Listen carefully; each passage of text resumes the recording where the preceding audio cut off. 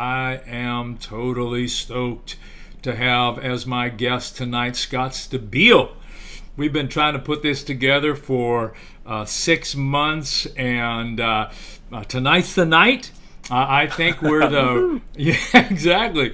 I think we're in the right place, the right time, for the right reason, with the right people here, and I'm looking forward to all of the good things that will come out of this conversation tonight. Scott's the author of the book Big Love: The Power of Living with a Wide Open Heart, and I read Big Love at a critical juncture in my life, and it literally helped salvage my soul and my sanity during a time when I was helping people with their grief, and yet my own grief was crushing me. And I'm on my, I think, fourth or fifth reading of it, so that tells you what I think of it. And if you know someone that could benefit from the ideas we're going to be talking about tonight, why don't you go ahead and tag them in the comments. They'll get a notification. They can come join us. And if you have a question or a comment or something that you'd like Scott to address, just put it in the comments, and we'll take some time to deal with as many of those as we can before we end the show. So, Scott Stabile. Yes, sir. Hello. How are you? I'm doing well. I'm happy to be here, and I'm grateful for your patience with me making this happen. Thank you. Yes. No, I think we both have a great deal of confidence in the universe that things will, if we listen, things will unfold at the right time in the right place. Yeah, so, absolutely. Yeah. And lots of changes in your life over the last pandemic months. Yeah, I mean, lots of changes in a lot of lives probably, but yeah, I've been fairly nomadic through the summer. I was spending a lot of time actually just on the road, camping and out west and in nature, and now I'm in a cabin in Santa Fe with one of my dearest friends and his little pooch Bella, who's this lovely little French bulldog. Yeah, so in a way uprooted, but intentionally so. And Yes. It feels good planning to spend the winter here. I really fell in love with this part of the country. The high desert of Santa Fe is just really beautiful and magical and full of, for me, this really cradling energy, kind of very feminine, like, it's all okay, it's all okay, you're okay. Kind of That being is so pet cool. and stroked. Yes. Yeah, so And feeling good. you've got the Dave Letterman beard going. That Oh my God, the day, well, are we at that point? that'll help Someone called me you. Santa. Now you're calling me Dave Letterman. And I just trimmed it. It wasn't even bushier. Well, that'll help you get through the Santa Fe winter. Yeah. Yeah. It's a trip though, because I haven't had a beard in, I don't know, 15, 20 years. And so it came in gray. You don't really know how gray it is because you don't see your beard. You don't have one Yes. like this. So it was a shock to the system. I even ordered some hair dye for it, and I was going to dye it. And then I'm like, you know what? Just be with it, sit with it, see how There it you feels. go. It's starting to feel Well, okay. I believe in better living through chemicals. So Yeah. Oh, I never would have known. It looks very natural. See, we're talking about grieving. I'm grieving the loss of my brown hair. There you go. That's, So, let's start here because this is, I suppose, one of the places that was so impactful for me. You became acquainted with grief at an early age through two major events. And for those that aren't familiar with your story, can you share a little bit of it? Sure. I mean, the first major event was when I was 14 and lost my parents. They were shot to death in Detroit at a store that kind of not farmers, fruit market, convenience store that they owned in Detroit, and they and one of their employees were murdered one morning before store's opening hours. So that is the biggest, most profound grief in my life, certainly. The other one I suspect you're referring to is my brother, Yes. which was years later, it was about 9 years later. no, more than 9 years later. Yeah, my brother Ricky, he died from heroin overdose. He had been struggling with addiction to heroin for much of his adult life, and he died at 40 years old from his addiction, Yeah. which sadly is something so many people in our country can relate to. Yes. Much more so than ever, it seems. Not Yes. only not only drug overdoses, but also gun violence. Yeah. Both of those things. And you know that, especially coming from Detroit, sadly, Yeah, you know. yeah, And I guess when I think about your brother's story, it's not just the end of his story, but the loss of so much of relationship throughout all of your life with him, and what you couldn't have and what you didn't have. And yeah. In some ways, that's what I mean. I always knew my brother only through the lens of his addiction because I'm 18 years younger than he was, and he was, as far as anyone knows, he started getting involved with drugs right around 18 years old. So wow. my whole life experience of him when he was alive was through that lens, and it brought up a lot of rage in me because Yes. what I saw, without, especially as a kid, without understanding in any way addiction and how that affects people, um, all I saw was someone making choices that were just hurting our family over and over and over again, Yes. balanced with the fact that I knew my brother as this like really sweet, loving being. Everybody who knew him, he was just this open-hearted, smiling soul you couldn't help but like. Um, so making sense of those two realities, and mostly resenting him Yes. for the hurt that I saw him bringing into our home. And I grew up with a father who was a gambling addict. So Wow. I was very, very aware of the harm his addiction was bringing into our home as well. And even more directly because I was living in the home with him.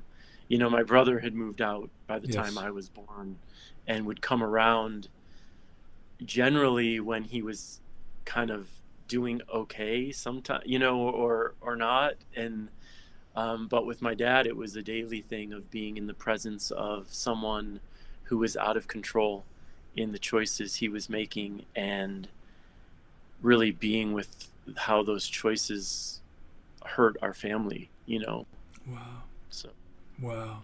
as much as a kid can be with them, I should say, because also I was a kid, Yes. and you you're growing up in the environment you're growing up in, and that is the normal environment for you. Yes. So it's like I would go to friends' homes and I could see in most cases like, oh, this home feels much more normal, quote unquote, than mine. It doesn't feel as dysfunctional.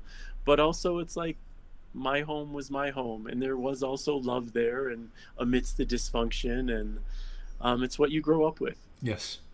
Yes. It creates a set of expectations. You're Yeah, normal. sure. Yeah. Yeah, yeah. Wow.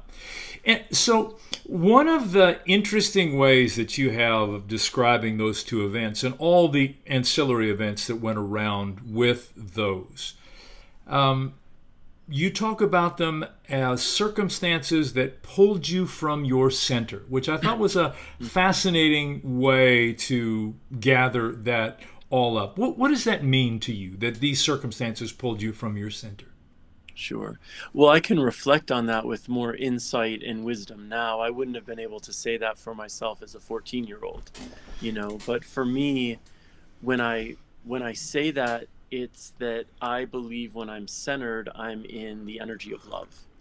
When I'm centered, I'm in love and all that love invites into my life, which is compassion and kindness and forgiveness.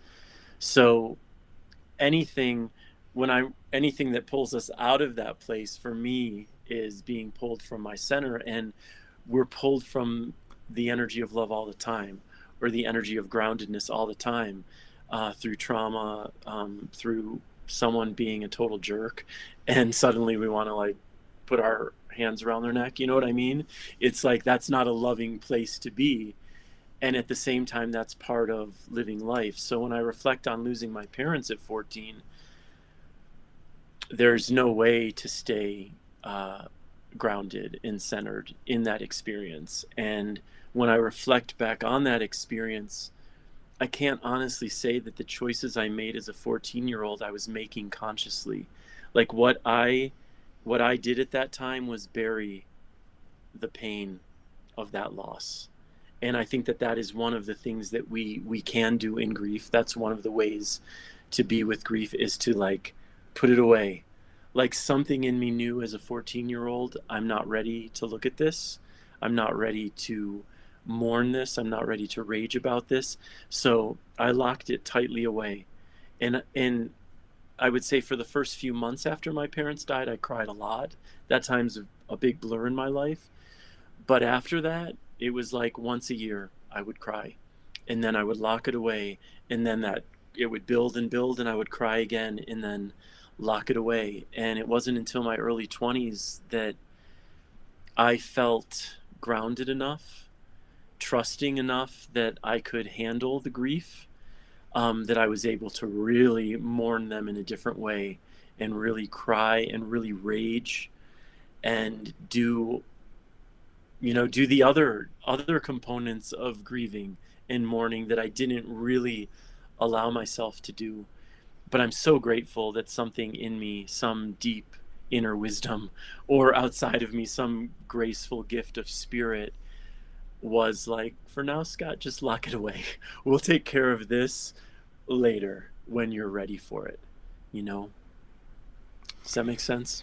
Totally makes sense. I found that part of your story so fascinating that because I deal with grieving people all the time, and I deal with people who judge themselves in their grief process all the time. Sure.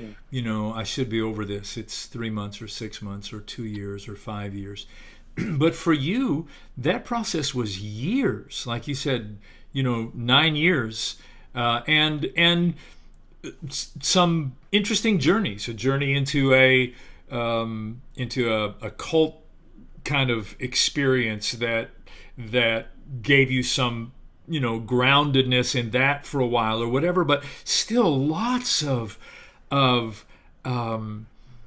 just putting it away and putting away and not dealing with it and running from it over and over and over and over. And then eventually you begin the work of reclaiming your center. And you used another phrase that I found fascinating. You said that the work involved integrating those experiences back into your life. And that's a huge statement that probably involves a lot of years. Can you just kind of walk us through that? Sure. I mean, well, essentially, Dave, for me, when I even just reflect on grief, it's not through the lens of overcoming it. It's through a lens of integrating it, because in my personal experience and with others, I don't think we really overcome profound grief. We get to a place, hopefully, where we're living our lives in a way that feels more okay, more peaceful, perhaps less uh, full of despair. But it doesn't mean that we still don't connect to those places inside of ourselves that miss the experience of having people in our lives, or a job or a relationship, whatever the situation is that we're grieving. So we're forced to, in this reality, to integrate and move forward. It's like the sun keeps rising, days keep going on. We have choices to make for ourselves. And I feel like you mentioned how people feel shame about their grieving process, and I feel like that's one of the great disservices we can do to ourselves, is to judge the ways in which we're grieving, or to shame ourselves because of it. I don't reflect on my process of grieving my parents, or grieving my brother, or grieving a whole host of things through the notion that I did it wrong. And that's one thing I would really emphasize with people out there who may be grieving, and whose mind may want to tell them that they're doing it wrong and they should be over it. it's nonsense, right? These are the messages of an ego mind. These are the messages of conditioning that the world gives us, that we are supposed to move through things in a certain way and, hit 5 specific points along that way and then be finished and button it up and polished, and then there's closure. I don't really know people who are experiencing grief in that way. I certainly haven't. I can still, it's about like 30, it'll be 35 years next year, since I lost my parents, and I'll still have moments where I cry and sob over the pain and sorrow of it, but that's not my day to day, and that hasn't been my day to day for a very long time. Um, so I say that, and the thing I would like to say with that is that there's always value in considering the choices we can make for ourselves that stand to create a little more peace or a little more joy or a little more meaning or a little more connection in our lives. There's always value in that, even if you're in the throes of grief. It doesn't mean that there's still not opportunity in that time for moments of real connection and joy with people. Because I think that there's another thing that can go on for people in the grieving process, which is that there's no space for joy in it, or it's not okay for me to feel joy. It's not okay for me to have moments of shared happiness with people because I'm grieving, right? I feel like we're in communal grieving in this on the planet, but in this country, we've been in communal grieving around the political climate and the sense of division that exists in this country, and the heaviness of it, and the despair, and this pandemic is going on and so many people are suffering, and that's very real, right? And at the same time, it's okay to be joyful. At the same time, our planet needs our joy. If it's in you to celebrate something, to celebrate yourself, that is not only okay but beautiful and necessary. And it's not something that you need to feel guilty about. It's not something that you need to feel ashamed of. Joy is critical. Connection is critical.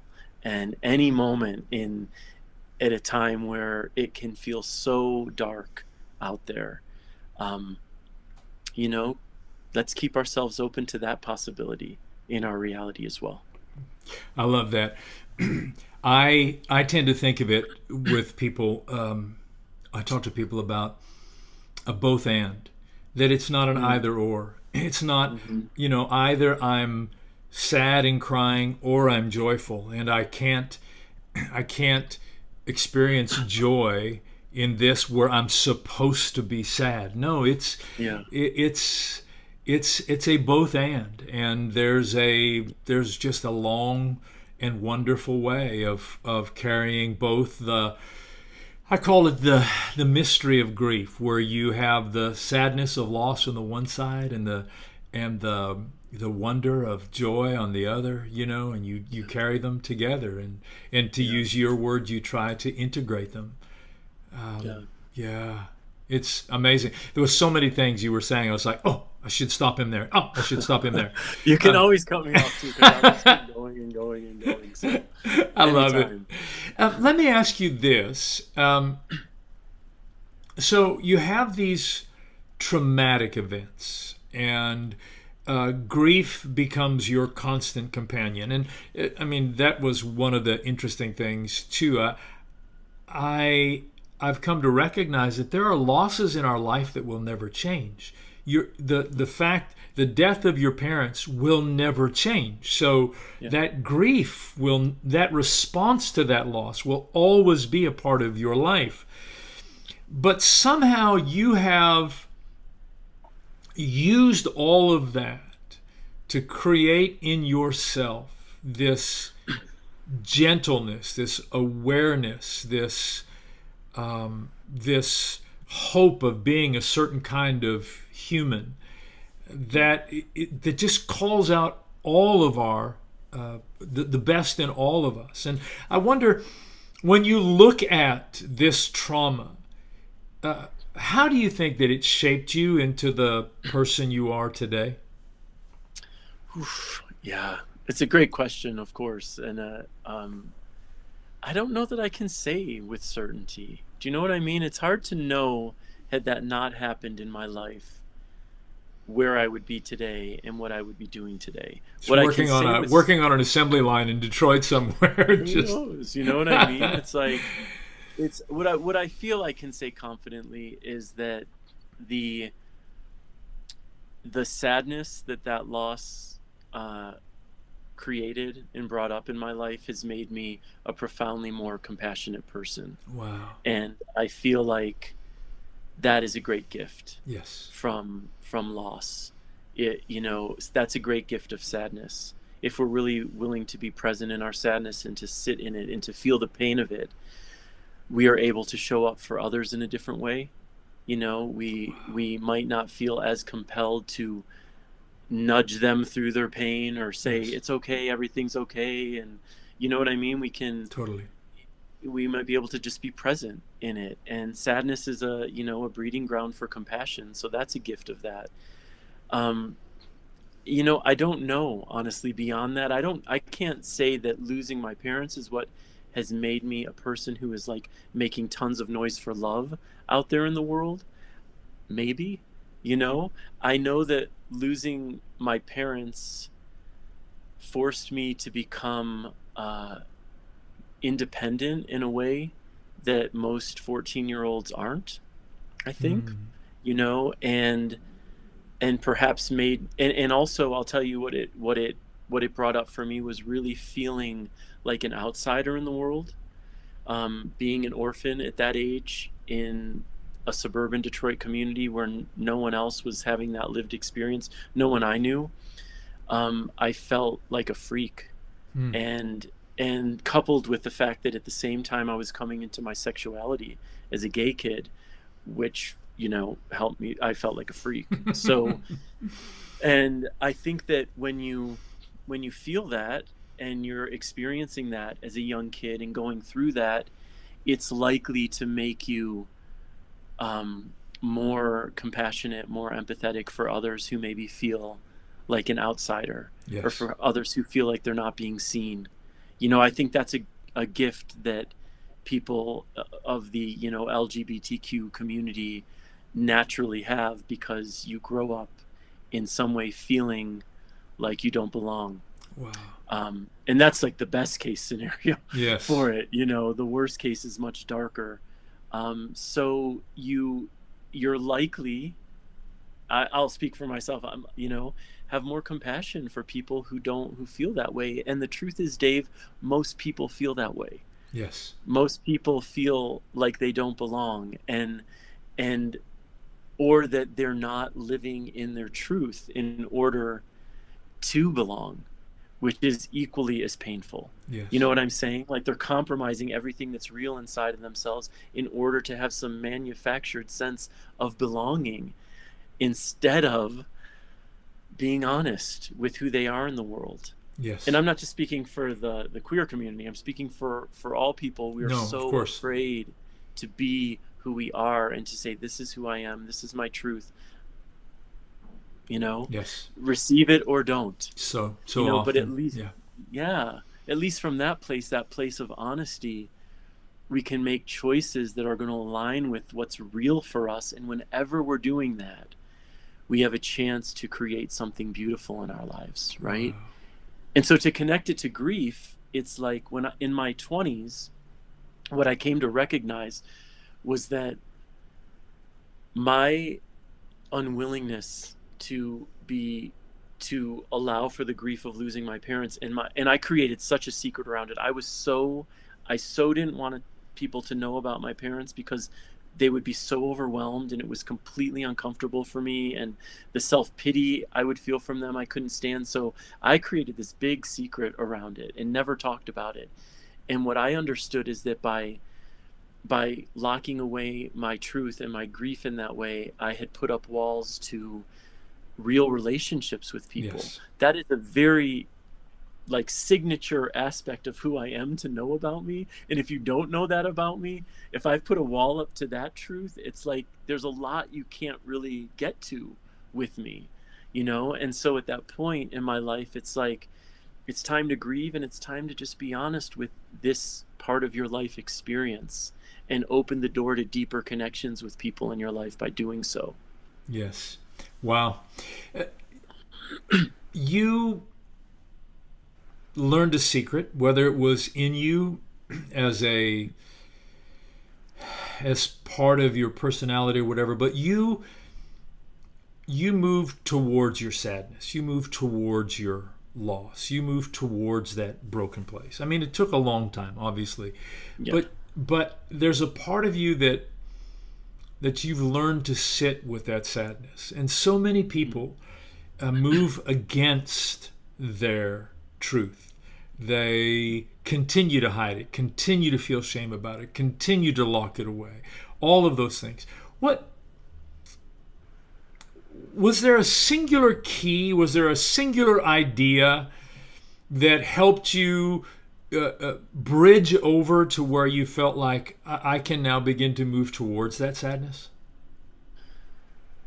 You know, I think it was just beginning to understand that it wouldn't kill me. Hmm. You know, it was like I think some part of me believed that I couldn't handle the if I allowed myself to really feel the loss of my parents, I wouldn't be able to handle it. I wouldn't Yes. be able to survive it. And I had a period when a big shift came for me when I was like 22, I think, when I that yearly cry that I mentioned earlier was lasting for days.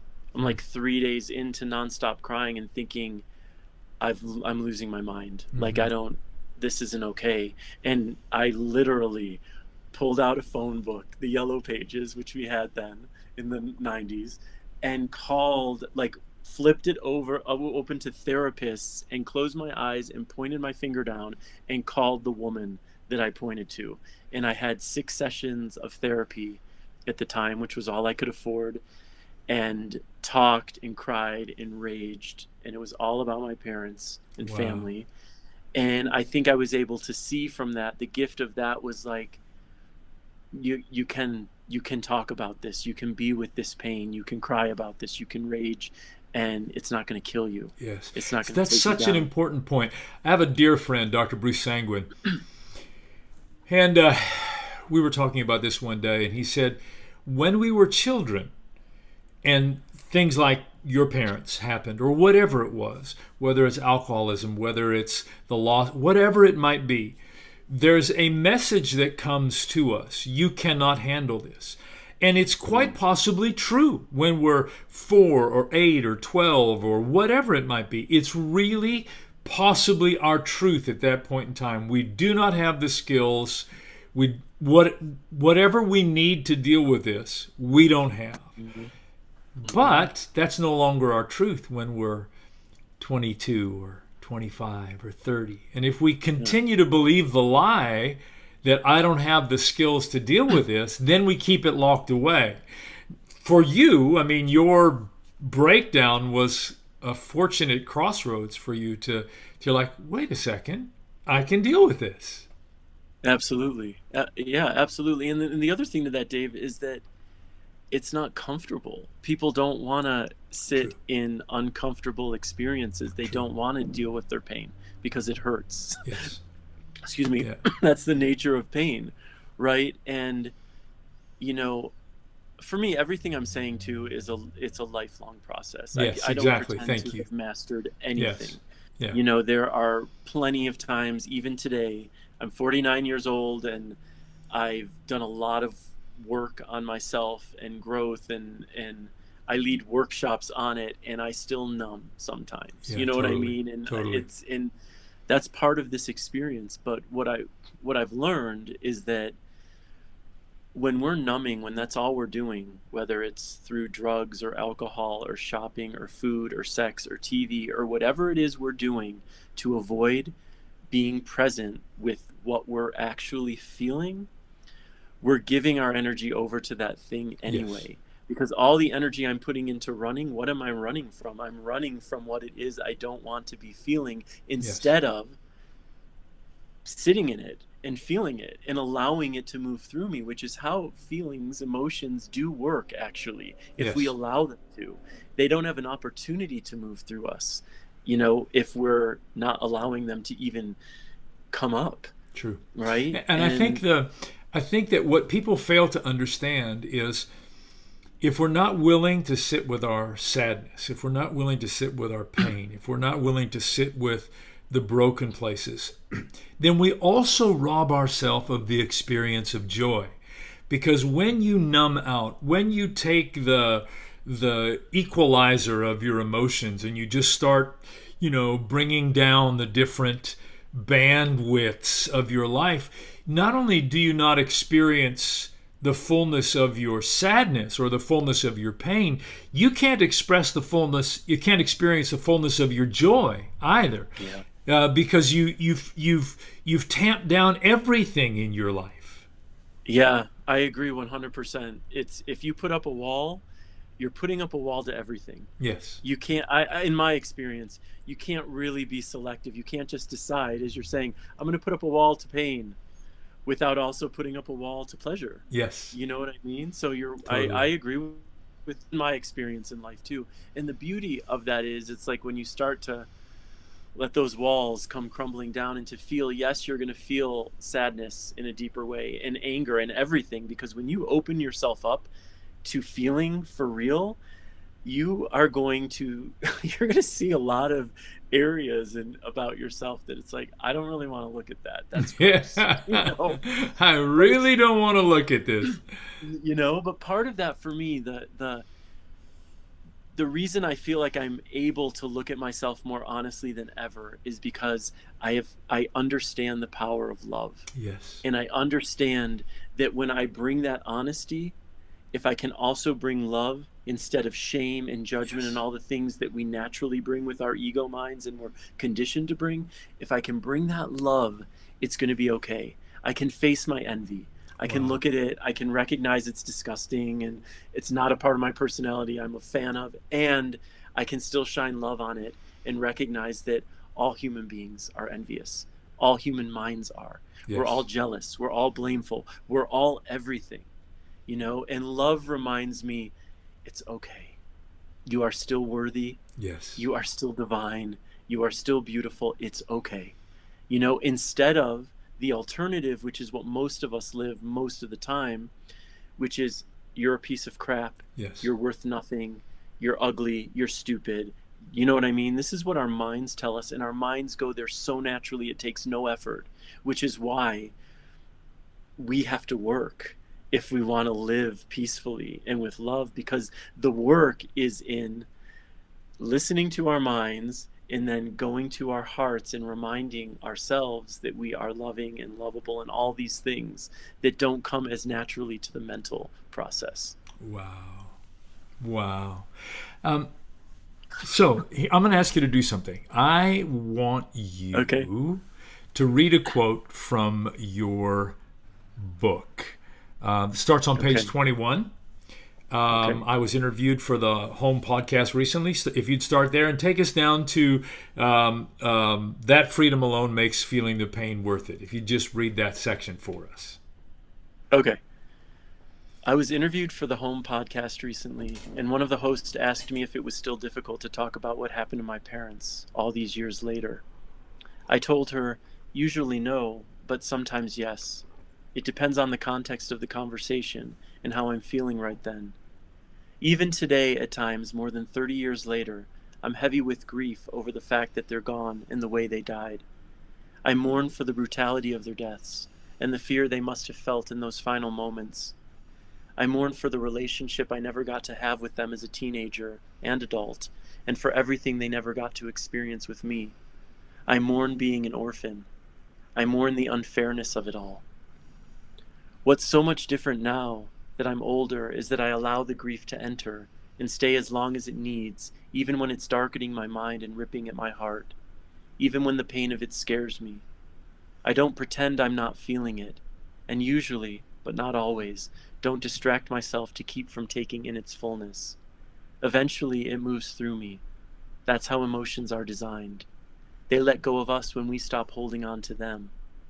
And I don't live my life anymore as though I'm keeping a big secret or running from a deeper truth. I'm no longer ashamed of my past.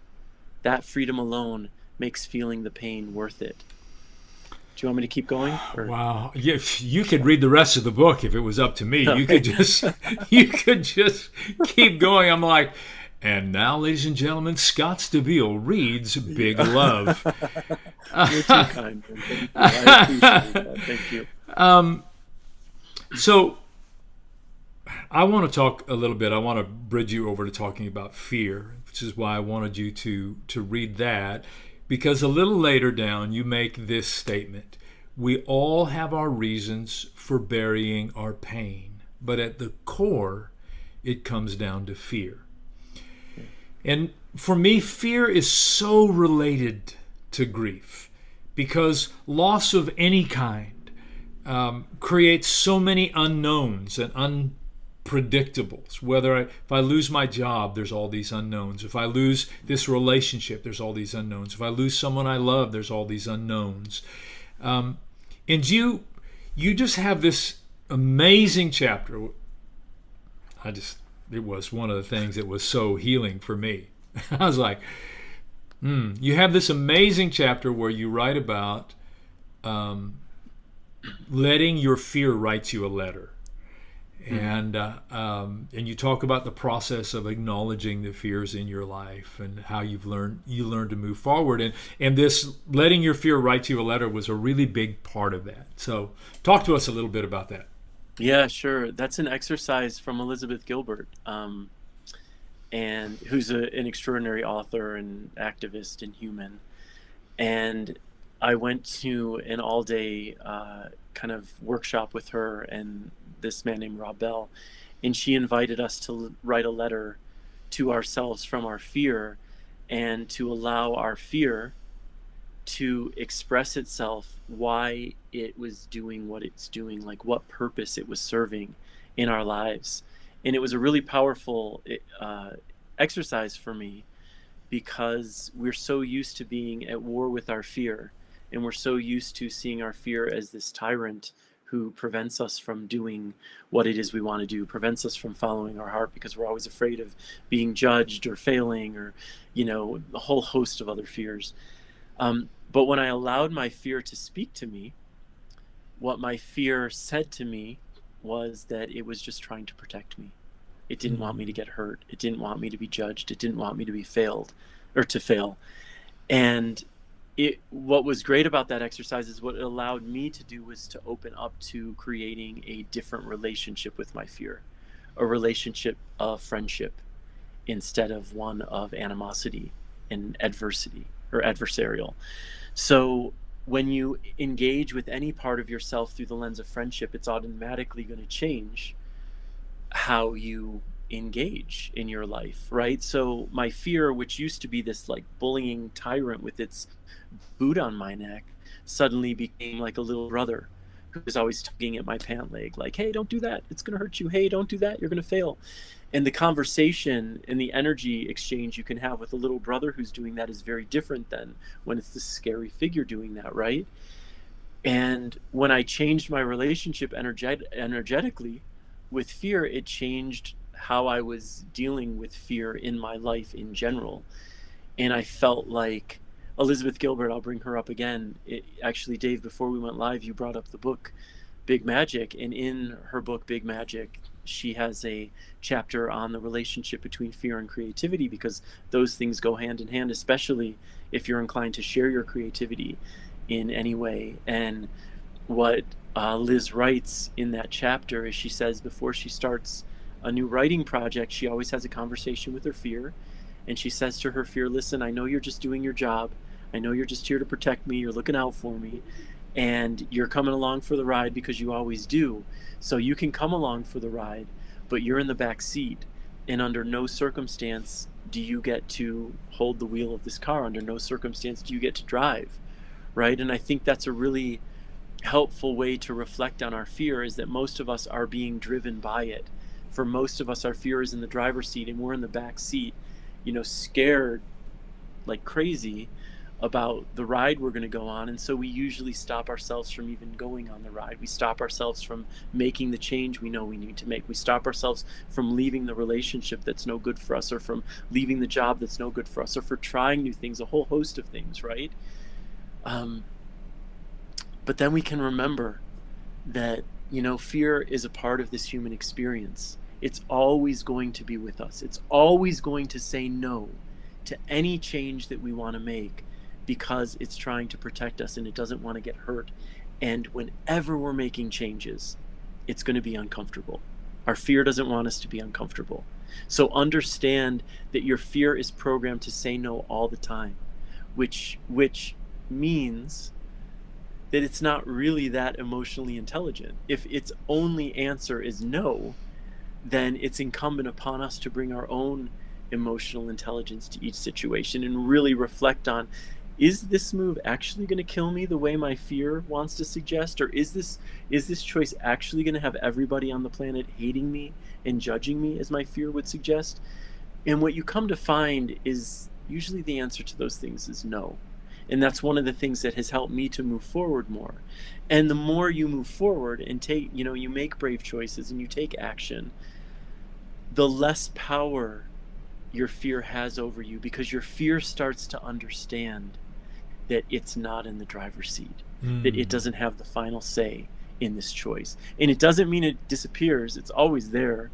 I've done, I don't know how many dozens, hundreds of these kinds of conversations with people on podcasts or on Facebook, and I'm always nervous before it begins. There's always that fear of being judged, or fear of being misunderstood, or saying the wrong thing, right? And you just keep moving forward, and your fear comes along with you, but it doesn't, it stops defining you. It stops dictating the choices that you make. That's been my experience with it. Yes, so totally. I loved Liz Gilbert's thing about fear. She made me chuckle when she said, and just so you know, you can't even touch the radio. You're not allowed to do anything. Totally. It's great. It is great. And I really encourage people to get in conversation with all aspects of themselves. It's like, sometimes we're feeling so anxious and we don't know why, and we're just moving through the world day in and day out in this anxiety. Get in conversation with your anxiety. Write a letter to your anxiety. Invite your anxiety to write a letter back to you. It's like we are controlled by things that we don't need to be controlled by, and that we're less likely to be controlled by once we actually step into the energy field that they're creating and be like, what's going on for me here? What's happening right now? What are you trying to show me with this anxiety? What do I have to learn from this? Right? And at the very least, it shifts the energy. It tweaks the energy, and maybe creates for you a different conversation to have. I think there's a brilliant saying that comes out of the AA world that says we are as sick as our secrets. So anything that we can't shine light on, anything that we can't, in this, have a conversation with, be honest with, have a conversation with us, take out of the dark places, the closeted places of our life. Anything that we can't bring out is where our brokenness resides. And the moment we can have those kind of conversations, everything changes. Yeah, and what's so powerful about that is it doesn't just change for you. Like when you can show up with the courage to be present with your secrets and to start sharing them, like moving beyond your shame, because it's shame ultimately that prevents us from, sharing our secrets with the world. You also, you open a door for others to be present in their courage and to share their secrets as well. And then when that chain reaction, what it creates in our world, I mean, we saw it in a very big and visible way with the Me Too movement, what that's created by, a handful of women in the beginning who were willing to stand in their shame and voice their experience.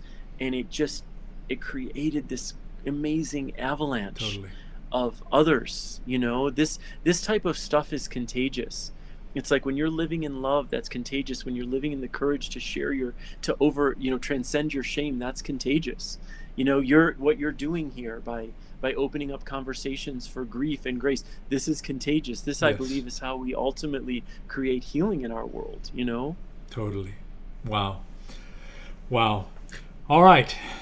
Um, one last question for you. I always try to. I could just talk with you all night. I mean, Yeah, just sure. like it's just ridiculously cool conversation. Thank you.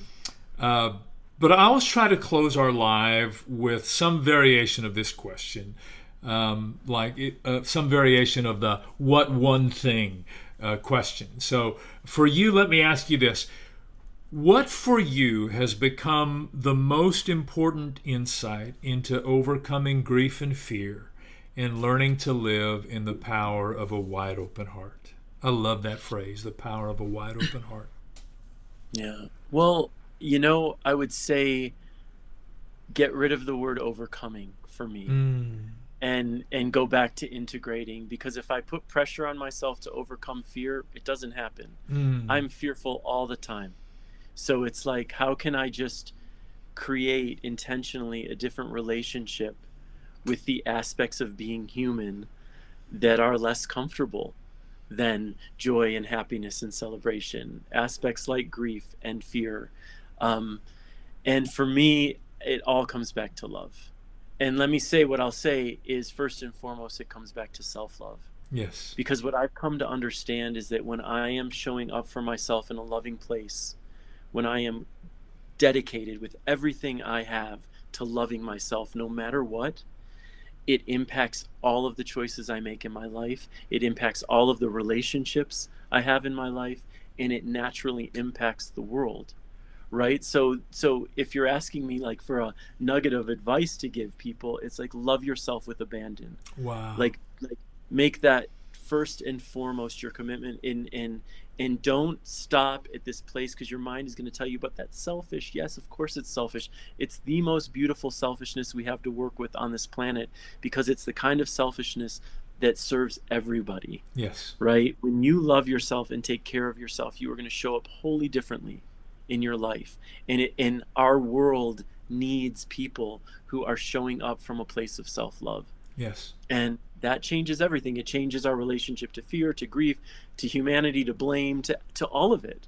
It naturally does. The Buddha has one of my favorite quotes, which is, if you truly loved yourself, you could never hurt another. Mm, And that's the essence of self-love. It's understanding that in that energy lives absolute love for everyone else. yes. So that, and you are, I feel, when I'm in that place, which is more often than ever, but not even close to all the time. But when I'm in that place and moving through that world connected to that energy of love, I feel powerful beyond measure. I feel untouchable. And I also feel like what I'm offering is beautiful and pure. Wow.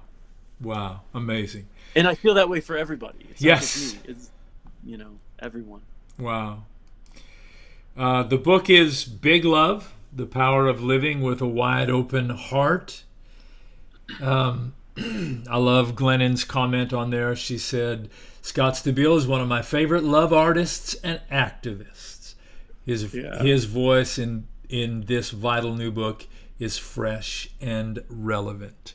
I think that's a cool way of being referred to, a love artist and an activist. Well, yeah, and love activist. I've taken on that title. I've put that in things after she wrote that. I love it. Because people are always like, "What do you do?" And I'm like, "I don't." You know what I mean? I don't Yeah. know. And so I'm like, "I'm a love activist." Yeah. That is so Which cool. then it's like, what does that mean? But I'm like, I like putting that out there. I make There you noise go. for love, baby. That's like my main mission. There you go. Um, so Michelle, I see one of this comment just popped up. It said, "Please tell me that Scott's writing another book." So, Uh, um, Michelle. Uh, yeah, I was. Dave and I were talking about that beforehand. I was working on another book, and when the pandemic hit, I had no interest in what had been working on. After writing many chapters for it, it was a memoir about my journey through sexuality.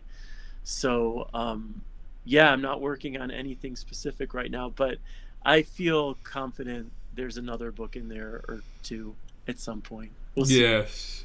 I think so too. But Tell us a little bit about, hey, Aaron, thank you. Aaron O'Brien says you're the best. So, oh, hi, Aaron O'Brien. So are you? um, tell us a little bit about what you're doing now. You did a seminar yesterday. You're going to do more of those. How do people find Yeah. out about that and get involved with that? Yeah, you can check. I mean, if you're on Instagram, find me there. If you're on Facebook, you can find me there. And I have a website, scottstabile.com. The thing, yeah, I'm starting to. Yesterday was the first step back into doing retreats, but this is an online one. It's a 4-week online retreat that's really beautiful. It's called Intention and Connection. So I'm going to do a lot more of these online things. I've resisted it only because who knows why, any There you number go. of reasons, but I'm there now. I feel like I extracted myself a bit, and I feel much more present now again, back on social media, present and making noise for love again, and compassion and empathy at a time where Yes. it's really difficult to find a lot of empathy out there when we need it the most. So I'll be announcing all my things through the regular social media channels as they Cool. come up. Yeah, and I really do encourage people if they, like you said, Instagram or Facebook, just follow you. You have daily nuggets that you put up there. And the retreats are by registration, so this one's closed. Is that Yeah, because it began yesterday, okay? so All we've right. got So, the group for but this if one. people watch, you'll have more of those coming up. Oh, for sure, for Yeah, sure, for sure. especially as Santa Fe gets colder than anything you've experienced in Detroit, and you're like, I think I'll just stay indoors and do a retreat with people right now. I don't think you know Detroit well. Santa Fe's not going to get colder than anything I've experienced in Detroit. I'm fairly confident about that. That's so funny. All right, thank you, Scott. Thank you for everything that you shared tonight. It's Oh, yeah, pleasure. the Thank you, brother. I wonder really. the wonder of having a conversation with you is that it just bubbles from your heart. It's just this reality that you're not sort of spouting platitudes, but there's just a wonder of the way that that life and the hard work that you've done has shaped you into a human being that has had a profound impact on my life and a profound impact on the lives of so many. So thank Well, you. thank you, brother. Really, Yeah. I'm really touched by that. Thank you so much, and Yeah. thanks for having me on your beautiful show. Yeah. So don't be surprised if I call you in a couple months and go, Scott, come on back on. Let's talk some Yeah, more. it'll take a year, so you may as well start next month. Exactly. Exactly. All right. I love you, my friend. Love you too, brother. Thank you, Thank you. Dave. Bye now. Bye bye. Yeah.